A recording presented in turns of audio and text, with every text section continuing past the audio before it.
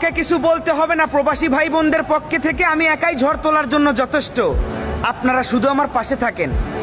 একজন প্রবাসী ভাই এই প্রবাস থেকে তার কষ্টের হালাল উপার্জনের টাকা দিয়ে জিনিসপাতি কিনে নিয়ে গেছে তার আম্মাকে খাওয়াবে বলে। সে তার জিনিসটা তার আম্মার কাছে পৌঁছাতেই পারে নাই, এয়ারপোর্টে আগেই দরবেশ বাবা খুলে খেয়ে ফেলেছে। ওই কুলাঙ্গারের বাচ্চাকে কি রেসপেক্ট দিয়ে কথা বলবো? সে কি রেসপেক্ট পাওয়ার যোগ্য?